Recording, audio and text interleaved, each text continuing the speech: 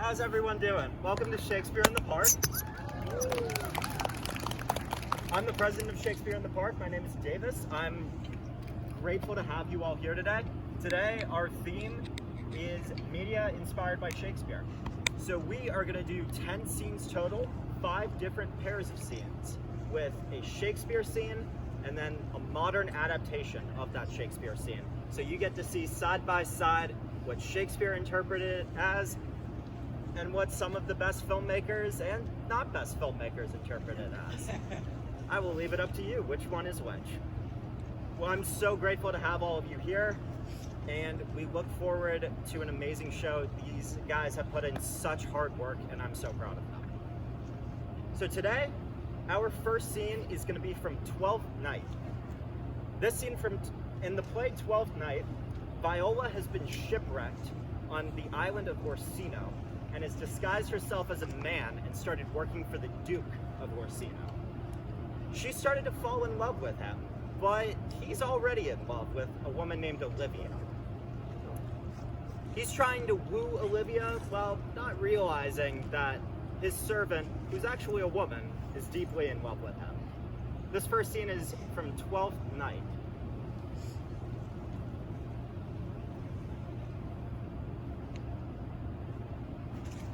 Give me some music. Now, good morrow, friends. Now, good Cesario, come hither. That old and antique song we heard last night, methought it did release my passions much more than light airs and recollected terms of these most brisk and giddy-paced times. Come, play one verse.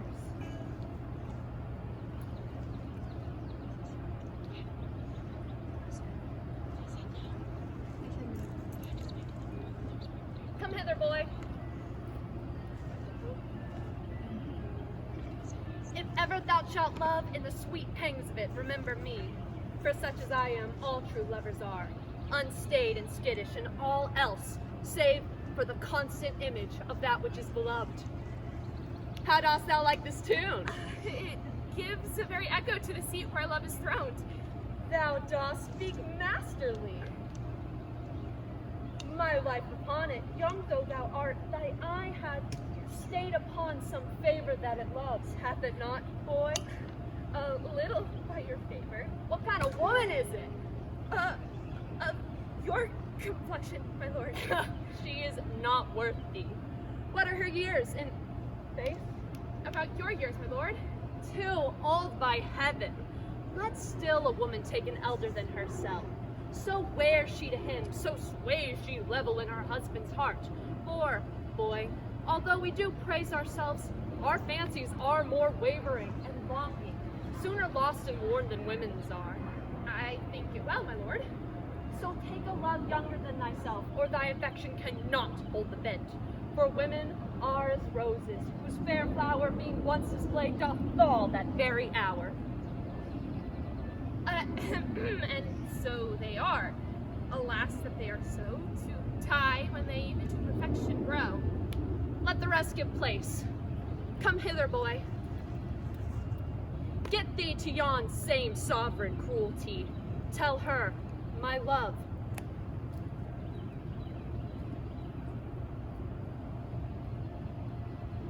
More noble than the world, prizes, not quantity of dirty lands that fortune hath bestowed upon her. Tell her I hold as good a Lear's fortune, but 'tis that miracle and queen of gems that nature pranks her and attracts my soul. But if she cannot love you, sir? I cannot be so answered. Sooth, but you must say that some woman, as perhaps there is, hath for your lordship a great pang of heart, as you have for Olivia. You cannot love her, you tell her so. Must she not then be answered? There is no woman's sides can bide the bearing of so strong a passion as love doth give my heart. No woman's heart so big to hold so much. They lack retention, alas. Their love may be called appetite. No motion of the liver, but the palate that suffers their fate, cloyment, and revolt. But mine is all as hungry as the sea, and can digest as much. make no compare between the love a woman can bear me and that I owe Olivia. Aye, but I know! What dost thou know? Too well what love women to men may owe. In truth, they are as true of heart as we. My father had a daughter loved a man. As were I a woman, I should, your lordship. And what's her history? A blank, my lord. She never told her love, but let concealment, like in the worm in the bud, feed on her Damascus cheek. She, kind in thought, and with a green and yellow melancholy, sat like patience on a monument, smiling in grief. Was this not love indeed? We men may say more, swear more, but indeed our vows are more than will, for we show much in our works, but little in our love. But died thy sister of her love, boy? I am all the daughters of my father's house, and all the brothers too, yet I know not. Sir, shall I to this lady? Aye, that's the theme. To her in haste. Give her this treasure. Tell her, my love can give no place, bide no denay.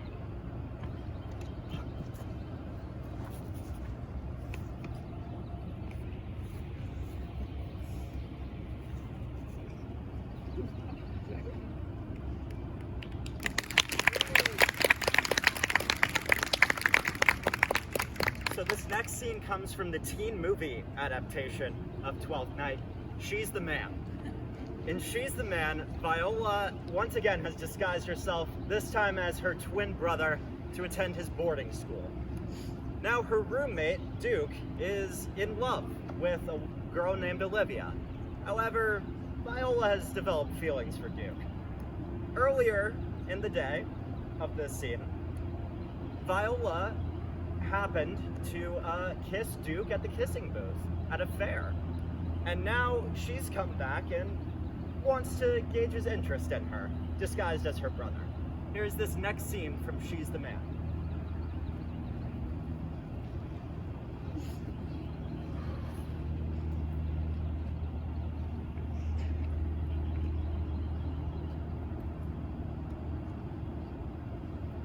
Hey, where were you this afternoon? You just disappeared. Ran into my psycho ex and had to. Oh my gosh! Is that? Yeah, I borrowed one of your, You're right, by the way, this thing really works. Oh my gosh, you're bleeding. Are you okay? Suck it up. Be a man. Rub some dirt in it. Okay, I'll rub some dirt in it.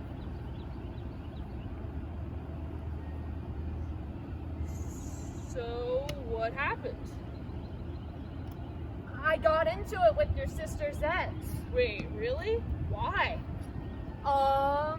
He saw her and I make out at the kissing booth. Wait, you kissed her? Yeah, I hope that's okay. It was for charity. Nah, man. You want to kiss her, you go ahead and you knock yourself out. You just take her and kiss her and kiss her and kiss the crap out of her. Okay.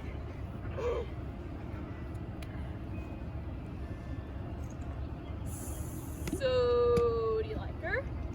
I don't know. Can we not talk about this? She's your sister. It's kind of weird. Right.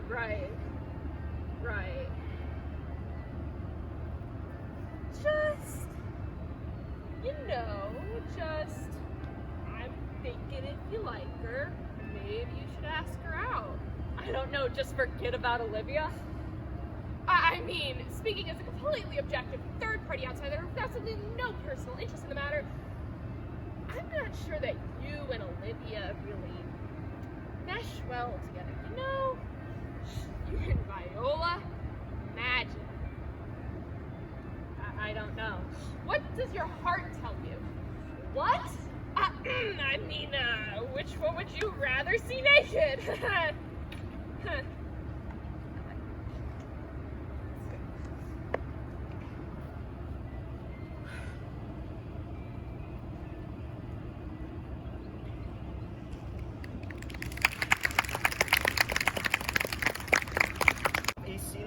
Romeo and Juliet, the legendary first meeting between Shakespeare's most famous couple.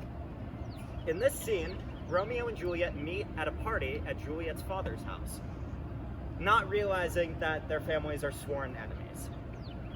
This is their first meeting from Romeo and Juliet.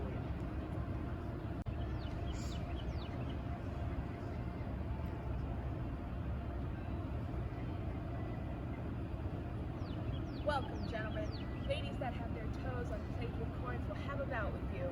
Aha, my mistresses, which of you all will now deny to dance? She that makes dainty, she I'll swear hath horns. And my cup near you now?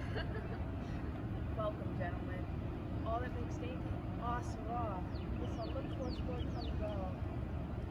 Nay sit, good cousin Capulet, for you and I are past our dancing days. How long is now since last yourself and I were in a match? Oh, by Our Lady, 30 years. What lady is that which doth enrich the hand of yonder knights? Oh, she doth teach the torches to burn bright. It seems she hangs upon the very cheek of night, like a rich jewel in Ethiop's ear, beauty too rich for use for earth too dear. So shows a snowy dove trooping with crows, as yonder lady o'er her fellows shows. The measure done, I'll mark her place of stand. Touching hers, make blessed my rude hand. Did my heart love till now? Forswear its sight, for I never saw true beauty till this night. This, by his voice, should be a Montague. Fetch me my rapier, boy! Oh, I'll not scorn it's this slave in our solemnity. To strike him dead, I hold it not a sin. Why, how now, kinsman? Wherefore storm you so? Uncle, this is a Montague, our sworn enemy. Romeo is it? I, that villain, Romeo. Content thee, gentle coz, let him alone. They all do disparagement here in my house. Ever dainty is his song. Do him no disparagement? Is it will not do, my lord. He shall be endured. What goodman, boy, I say he shall. Am I the master here, or you? Go to. You'll not endure him. God shall mend my soul. You make a mutiny among my guests. You will set cock-a-hoop. You'll be the man. My uncle, 'tis a shame. Go to. You are a saucy boy, is so indeed. This trick may chance escape you. I know what. You must contrary me. Marry, 'tis time. Well said, my hearts. You are a princocks. Go. Be quiet, or more light, or shame. Won't make you quiet. What cheerly, my hearts. This chance will set a willful call or greeting, despite my different meaning. I will retreat, but at this point I will seek my vengeance. If I profane with mine worthiest hand this blessed shrine with gentle fine as this, my lips to blushing pilgrims ready stand to smooth that rough touch with a tender kiss. Good pilgrim, you do wrong your hand too much, which mannerly devotion shows in this. For saints have hands that pilgrims' hands do touch, and palm to palm is holy palmer's kiss. Ah, but have not saints lips and holy palmers too? Aye, pilgrim, lips that they must use, in prayer. Then let lips do what hands do. They pray, grant thou, lest faith turn to despair. Saints do not move, though grant for prayer's sake. Then move not while my prayer's effects I take, and thus from my lips by yours, my sin is purged. Then have my lips the sin that they have took. Sin from thy lips, O trespass sweetly urged, give me my sin again. You kiss by the buck. Oh, madam, your mother craves a word with you. And what is her mother? Mary Bachelor, her mother is the lady of the house, and a good lady, wise and virtuous. I nursed her daughter, and that you talk to at all. I tell you that he that can lay hold of her shall have the chance. Is she a Capulet? Oh, dear account, my life is my foe's debt. Nay, gentlemen, prepare not to be gone. I thank you all for a good night, honest gentlemen. Is it e'en so? And then I thank you all, honest gentlemen. Prepare not to be gone. Have a trifling foolish banquet towards. Come on then, let's to bed. Ah, sirrah, by my fay, it waxes late. Well, to my rest. Nurse, what is yon gentleman? His name is Romeo, and a Montague, only son of your greatest enemy. My only love sprung from my only hate. Or at least seen unknown and known too late. O prodigious birth it is for me that I must love alone, enemy. What is this? What's this? A rhyme I learned even now, of one I danced withal. Anon, anon, come, that's the way. The strangers are all gone.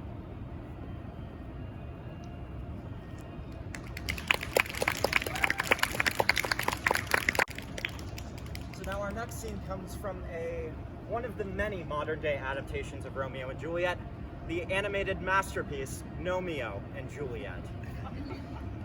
In this scene from Romeo and Juliet, Gnomeo and Juliet once again meet for the first time while trying to recover an enchanted object. And shenanigans ensue. There's this next scene from Romeo and Juliet.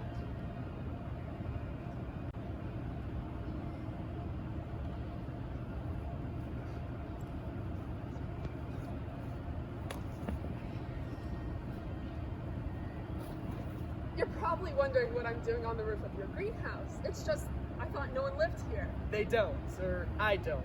This isn't my greenhouse. Oh, well good, because I just came here to get that walnut. Oh, this? Yes? I don't know. I think I have to keep hold of this one. What? But I saw it first, so why don't you just hand it over? Well, I grabbed it first. Possession is 9/10 of the law. If you want it, come and get it. All right, I will. Thanks. Nice greenhouse, eh? Oh yeah, you should see it from here. What, and miss this view? Who's your Gnomeo? Who's your Gnomeo? Who's your Gnomeo now? Oh no, he's a gold, not a gold. Juliet, you're not allowed off your pedestal. What are you doing out in the garden? Oh, well, I could be asking you the same thing, Tybalt. Well, we're looking for gold now. His name's Gnomeo. He's an ugly little fella. Got a scratch right here. Have you seen him? No, he sounds awful. I certainly haven't seen him. I haven't seen him at all. Well, lucky you. We need to take care of him. We gotta go safe until he's born. Come on, let's go back.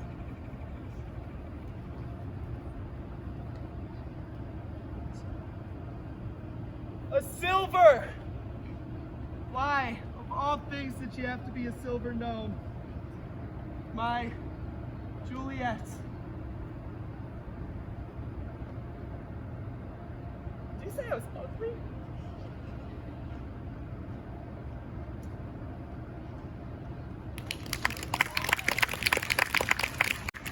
This next scene is a monologue from the end of Taming of the Shrew. This play is a little controversial in the modern day. At this point in the play, Kate, a fierce, independent woman, has been tamed by her husband Petruchio and made to be his subject. Given the somewhat controversial message of the scene, we have gender swapped it. So, give it up for Eddie as Kate.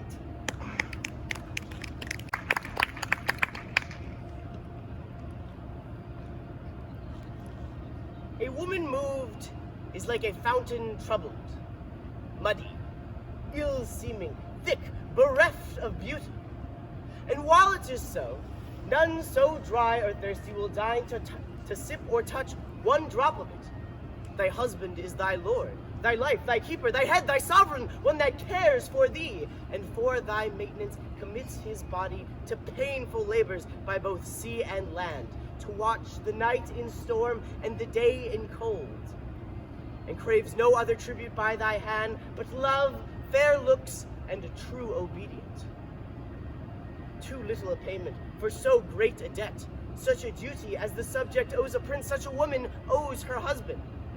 But when she is froward, peevish, sullen, sour, and not obedient to his honest will, what is she but a foul, contending rebel, and a graceless traitor to her loving lord? I am ashamed that women are so simple, to offer war when they should kneel for peace, to seek for rule, supremacy, and sway, when they are bound to serve, love, and obey. Why are our bodies so soft and weak and smooth, and apt to toil and trouble in the world? Why, that our soft conditions in our hearts should well agree with our external parts. Come, come, you froward and unable worms. My head hath been as big as yours, my heart is great, my reason sharply more, to bandy word for word and frown for frown. But now I see our lances are as straws, our strengths and weaknesses, our weaknesses past compare. What we seemingly most are, we indeed least are.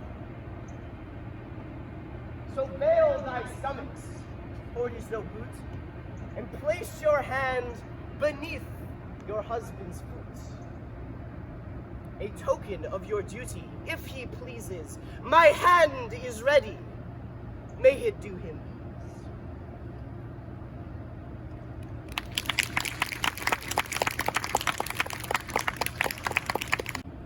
So this next scene comes from the parallel modern-day adaptation, 10 Things I Hate About You, another classic teen movie.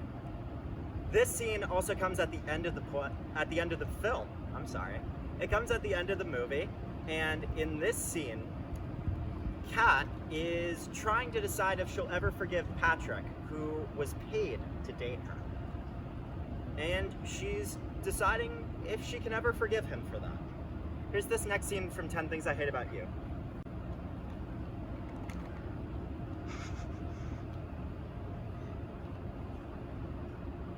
I hate the way you talk and the way you cut your hair. I hate the way you drive my car. I hate it when you stare. I hate your big, dumb combat boots and the way you read my mind.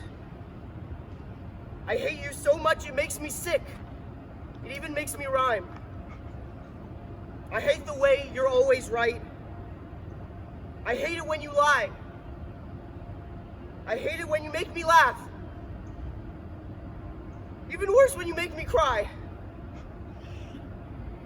I hate it when you're not around. But mostly, I hate the way I don't hate you. Not even close. Not even a little. Not even at all.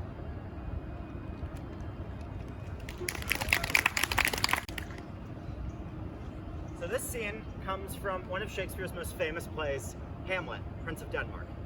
In this scene, Hamlet's recently deceased father is haunting the castle, and Hamlet has decided to confront his dad.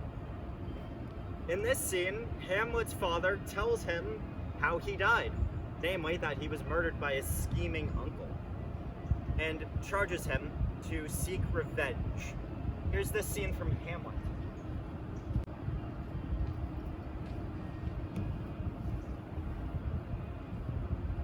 O angels and ministers of grace, defend us. Be thou a spirit of health or goblet damned, bring with the airs from heaven or glances from hell. Be thy intents wicked or charitable, thou comest in such a questionable form that I shall speak to thee. I'll call thee Hamlet, king, father, royal dame. Oh, answer me, but let me not burst in ignorance, but tell why thy canonized bone, cursed in death, hath burst their cerements. Why the sepulchre, he saw thee quietly inert, hath opened his ponderous and marble jaws to cast thee out. What may this mean? That thou, dead corpse, again in complete steel, revisitest thus the glimpses of the moon, making night hideous and we fools of nature, so horridly to shake our disposition, thoughts beyond the reaches of our souls. Say, why is this? Wherefore? What should we do? Look, it waves you to a more removed ground. Look, with what courteous action it waves you. Not speak, then I'll follow it. Please do not, my lord.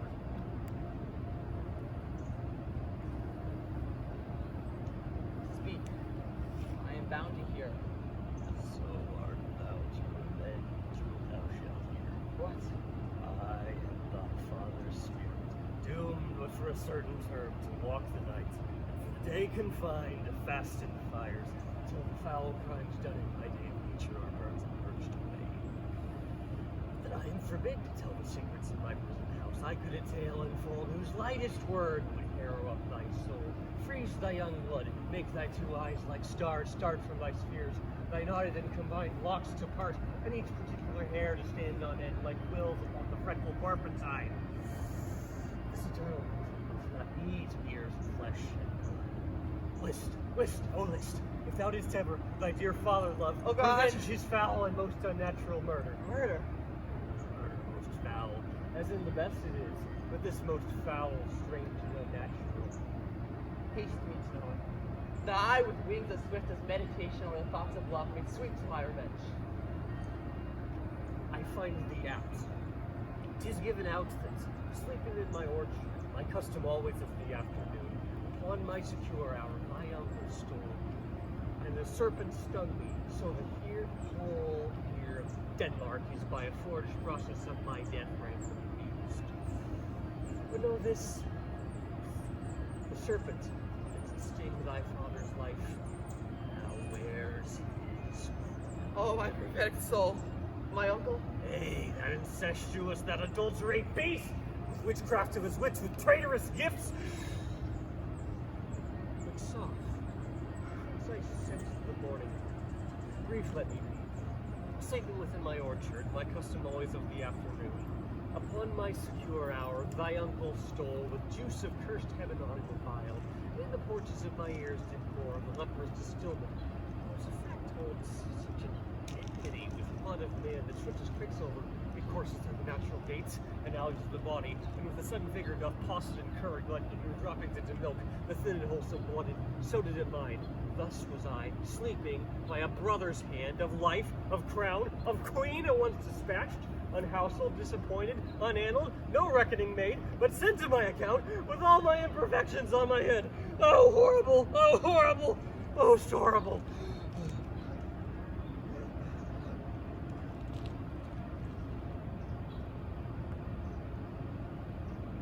Fare thee well at once. Adieu, adieu. Hamlet. Remember me. So there you are, Father. It is adieu, adieu, remember me. I've sworn it.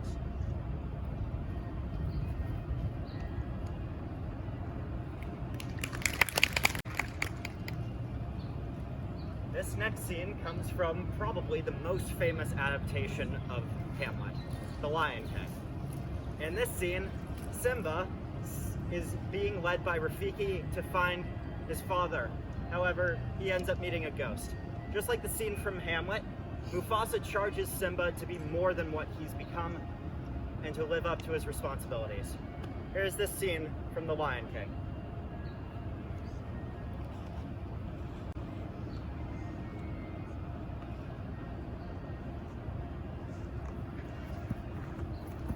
Stop!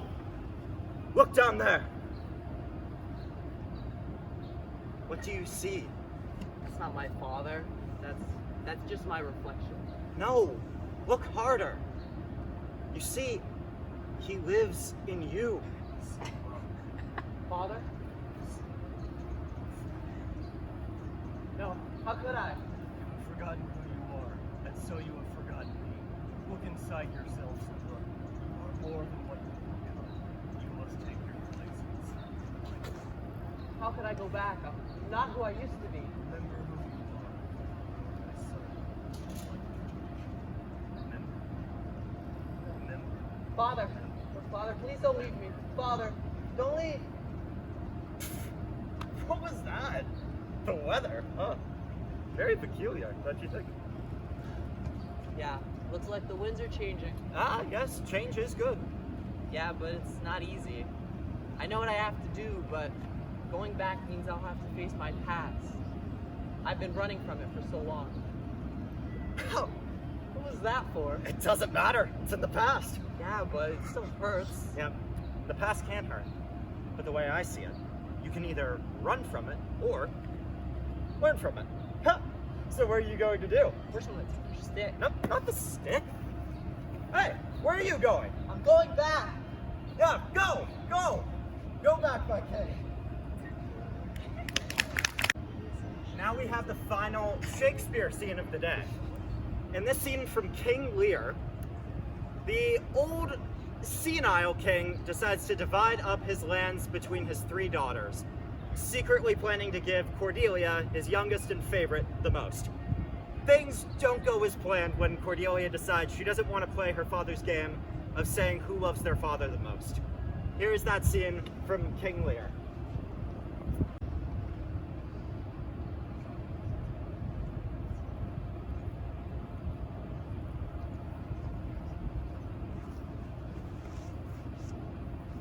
Meantime, we shall express our darker purpose. Give me the map there. Note that we have divided in 3 our kingdom, and 'tis our fast intent to shake all cares and business from our age, conferring them on younger strengths, while we ourselves crawl unburdened toward death. Tell me, my daughters, since now we divest us both of rule, cares of territory, and interest of state, which of you shall we say doth love us most, that we our largest bounty may extend, where nature doth with merit challenge? Goneril, our eldest born, speak first. Sir, I love you more than words can wield the matter. Dearer than eyesight, space, and liberty. Beyond what can be valued, rich or rare. No less than life with grace, health, beauty, honor. As much as child e'er loved, or father found. A love that makes breath poor, and speech unable. Beyond all manner of so much. I love you. What shall Cordelia do? Love and be silent. Of all these bounds, even from this line to this, with shadowy forests, champions rich, rivers plentiful, and wide skirted meads, we make thee lady. To thine and Albany's issue made us perpetual. What says our second daughter, our dearest Reagan, wife to Cornwall? Sir, I am made of the self-same metal that my sister is, and prize me at her worth.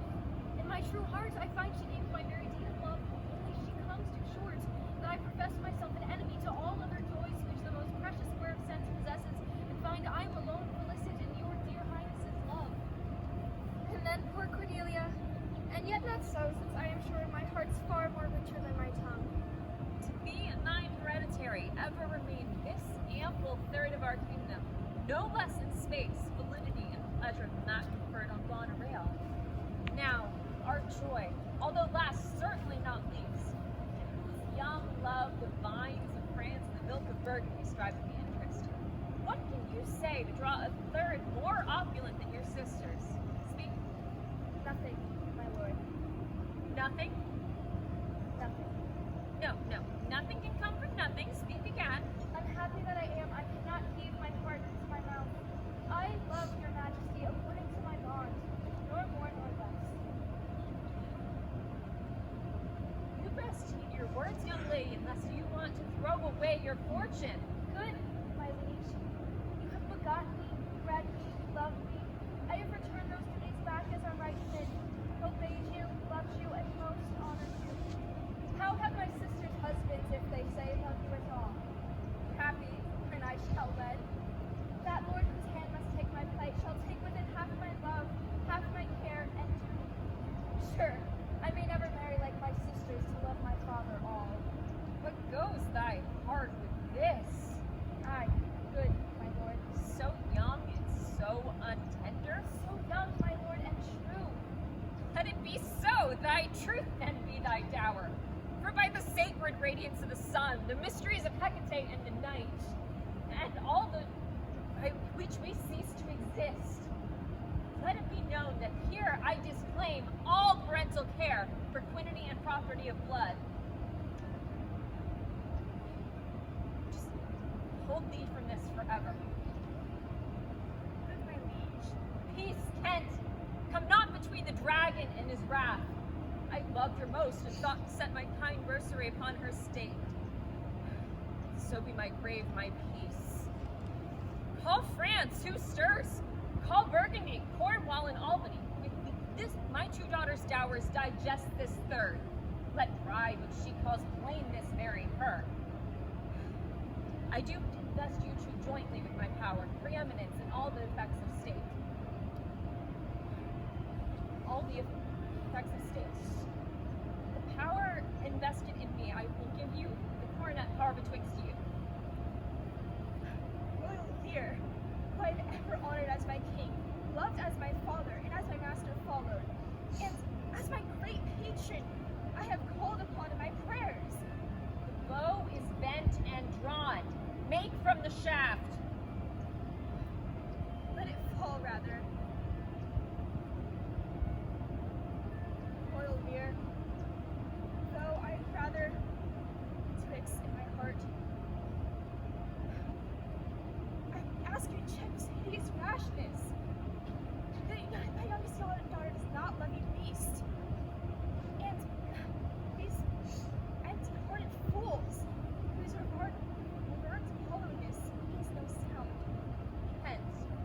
my life.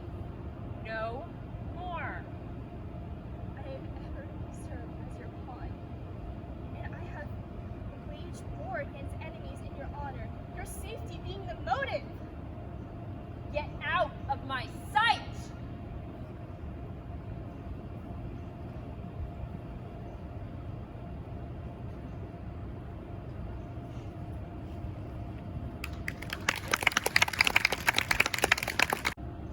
Okay, for our final scene of the day, we have an adaptation of King Lear from a made-for-TV movie called King of Texas, in which King Lear has become John Lear, an 1800s cowboy.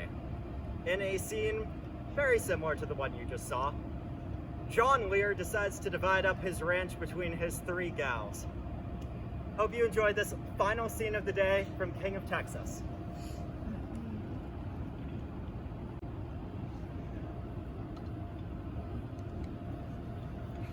John, President Houston asked me to deliver this. So is Sam. You ever sober up, Danny? Well, it's a proclamation. Shall I read it? Oh, hell, I suppose so. On this here anniversary, on the day the Republic was made, on this here anniversary, on the day the Republic was made, we want to honor the man. Without his valiant and unyielding spirit, we would have never won the day. On the day the Alamo fell, when his own son was martyred, King Lear. All right, Rip, I get the point of it. Houston always was a long-winded, preachifying son of a bitch. But I got more important matters to discuss today. There's the Palo Blanco, all 200,000 acres of it. There's the main house. There's your place, Rebecca. Every creek in between. Every acre paid for in blood. I always thought I'd turn this place over to my boy, but he is dead and gone. It's come to me how my life ain't been a more concerned of this land than a blade of grass from a mesquite tree. Just one more thing that lived on it and had its day and passed on. But by God, I can still decide who owns it. And I have decided to divide up the ranch. What do you mean, Daddy? As of today, I'm giving the ranch over to you 3 gals. I want to get all this settled so there won't be any fighting amongst y'all after I'm gone. Pa, are you feeling all right? I'm feeling fine, Claudia, just fine. You can lead the roundup this year just like always. But I won't be here forever, and I want to get this settled. And who gets which part of land? Well, Susanna, I suppose that depends. On what? On who loves their father the most. Go ahead, Susanna, you're the elder. Speak up. There's no man in this country who can stand next to my father. No man who ever could.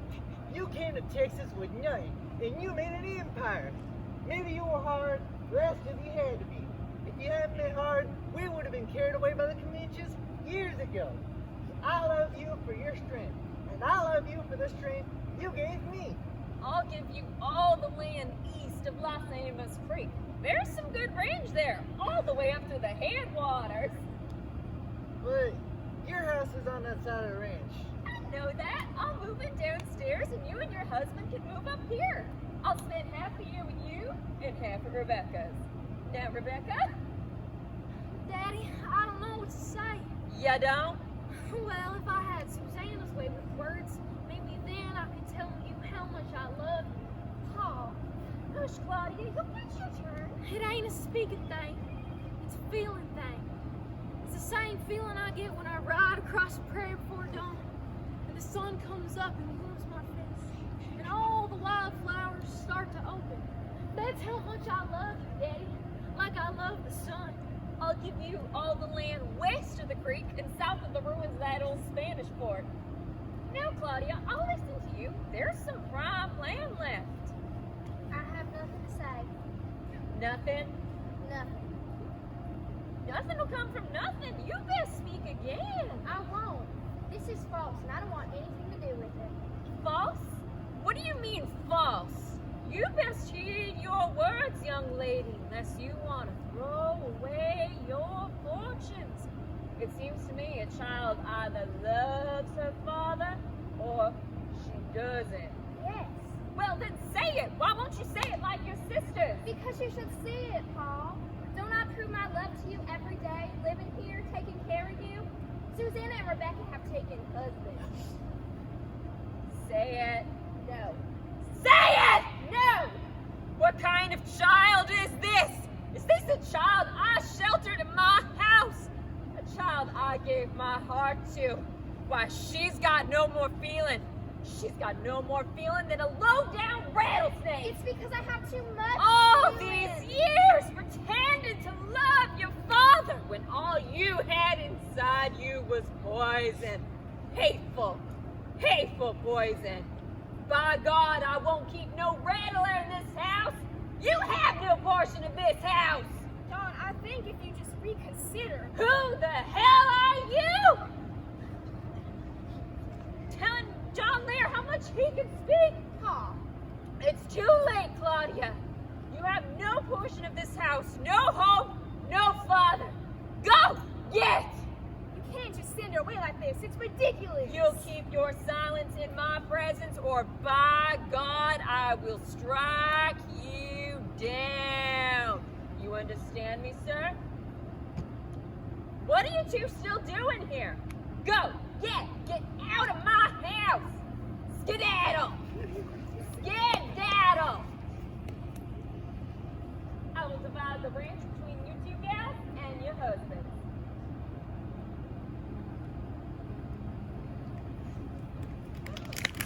So much for coming today. Everybody here has put in so much hard work. Give them a round of applause.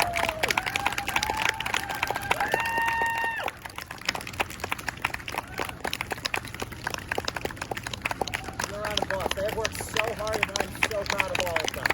We have another show tomorrow at 11:30, same time. If you would like to come again, or have any friends who would like to come, go ahead and take a bow, guys. You did amazing today. I'm so proud of all of you.